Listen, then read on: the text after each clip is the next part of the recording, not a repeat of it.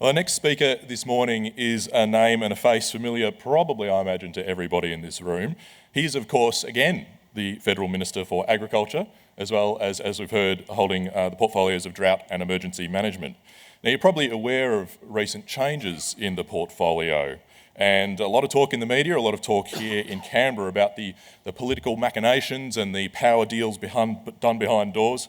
However, a little birdie told me that the real reason that David Littleproud was so keen to get back into the ag portfolio was so that he could be here today to give us this next address. So let's make that dream a reality. Please welcome the Federal Agriculture Minister, David Littleproud.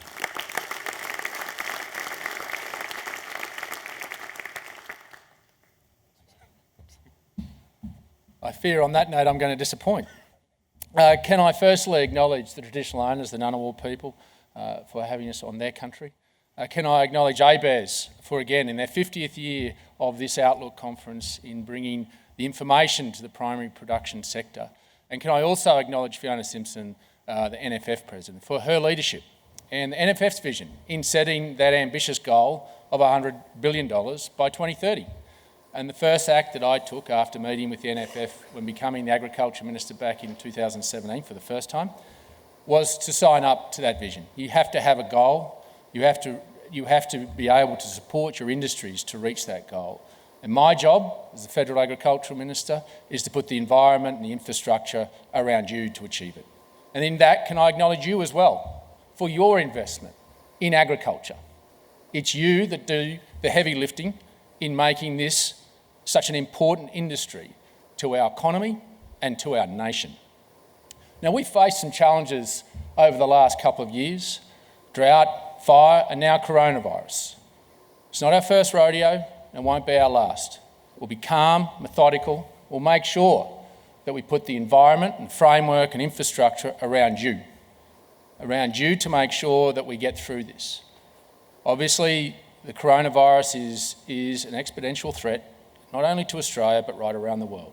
Australia has led the way in its response, in keeping Australians safe and making sure that we keep the channels of trade open. And we'll continue to do that. And I've tasked the Department Secretary with making sure that our agricultural counsellors in all our embassies and high commissioners who are there to get us market access, to make sure commodity by commodity we are breaking down the non-tariff barriers after we've already been able to achieve so many free trade agreements, but to get rid of the technical barriers, accelerate their work, because that will be the important competitive advantage that we need as an agricultural sector to grow us to $100 billion by 2030.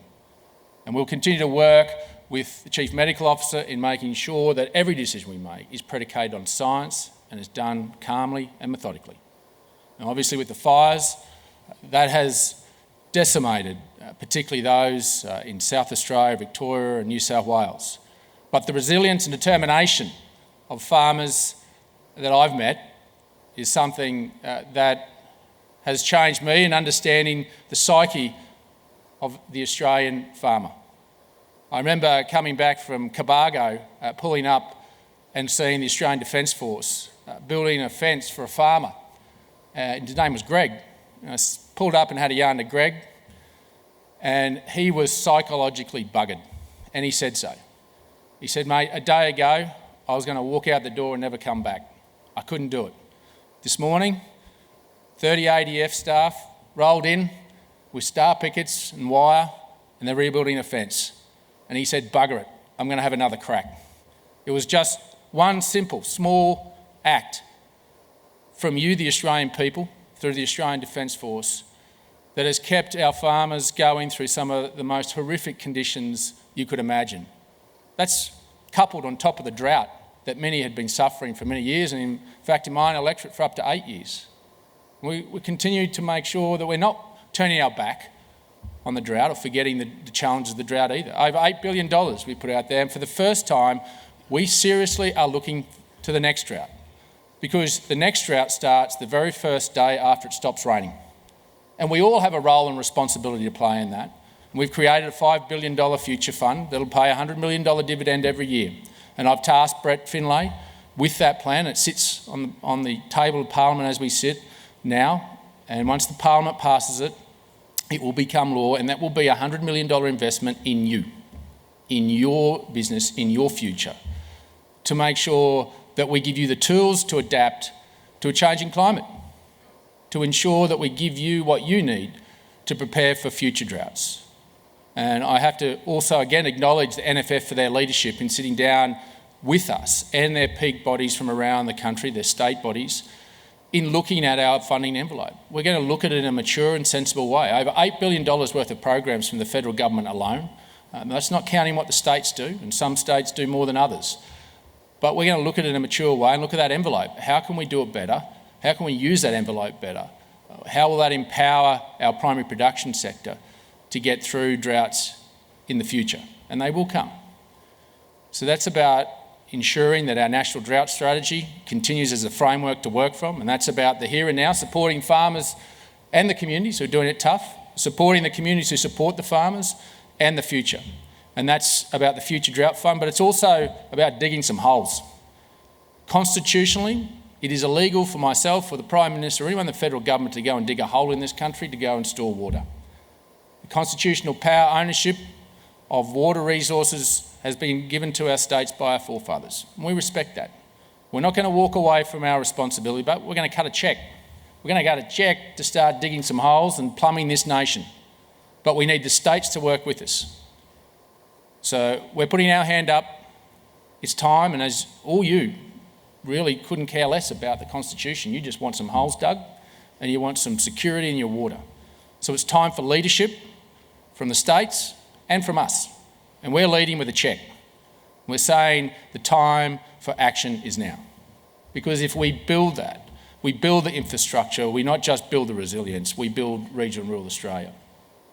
And when you look at this Outlook conference and what we've said our agricultural industry has achieved despite all this hardship, is something we should be damn proud of. We should be proud and loud about what we've achieved in the face of some of the most horrendous conditions this country, the agricultural sector, has faced. These are times for us to not just reflect on the hard times, but the future and where we want to take it and where we want to get to that $100 billion and what part each of us play in that. But most importantly, the most important ingredient of that is our human capital. We've lost generations of young people out of agriculture and regional and rural Australia because we talked ourselves down. It's time to talk ourselves up, be loud and proud, and make sure that everybody that consumes anything that you produce knows full well how we do it and how well we do it. That's the important thing that we need to start to articulate and make sure we assert that message to every Australian and to everyone around the world that consumes our products. And two of the main focuses after coming back to the agricultural portfolio that I made clear that was unfinished business, and I made the Department Secretary fully aware that I don't intend to stick around on this, I want it done now, is the Biodiversity Stewardship Fund. Farmers should be rewarded for the stewardship of their land. They should be monetarily awarded for their carbon abatement, but should be paid a premium for the improvement of their biodiversity. We shouldn't have a blunt instrument about just abating carbon. They should be rewarded for the improvement in their biodiversity, and we should reward them through a mechanism like the Climate Solutions Fund. But we've also got an opportunity for them to market that product if they reach that level of biodiversity. We should have a nationally and internationally recognised seal, an accreditation that if you produce beef in this country or grain or whatever, sugar, and you've reached that biodiversity standard, you should have a seal that is internationally and nationally recognised that demands a higher price. Because consumers around the world want to know the provenance of their food and fibre. No one's doing this. So we can either lead the world or we can try and catch up to the world. This is an opportunity for us to take the lead and to continue to solidify Australian produce as the best and greenest in the world. And the acceleration of that I expect, and I've told the Department Secretary I expect that by the end of the year. We're not messing around. In this game, you never know how long you'll be in the chair. So I'm pretty keen to make sure I leave a legacy to the next generation. And the last piece is about bringing our young people home. It's about modernising our innovation systems. We are number 20 in the world for research and development and science, technology and ag. We have the same number of researchers than the United States and the Netherlands. They are 4 and 6 in the world. We're better than them. We're world's best. So I've asked the Department Secretary, and we started this body of work before the last election, in working with our RDCs, working with our education sector to change that, to become number one by 2030. And we should be. We've got the best in the world, but we've got to change how we do things. We've got to collaborate better. We've got an opportunity to commercialise our work. We are lazy at that. And I've got to be honest. In fact, I visited Argentina last year, and the Argentinians said we have the brightest in the world, but we are bone lazy when it comes to commercialising our work, the work that we do. There is a craving for our people's work, and we should be a centre of excellence in the world, right here in Australia, for research and development and technology in agriculture. That is our aim. That is where we need to create another pillar of agriculture, the new jobs of agriculture, to bring our young people home. Not everyone has the ability to go back on the farm, but they have an ability to have a career and a lifestyle and bring them home into regional and rural Australia. Agriculture is sexy again. Agriculture has a huge future. The story of agriculture is just add rain. Thanks for having me.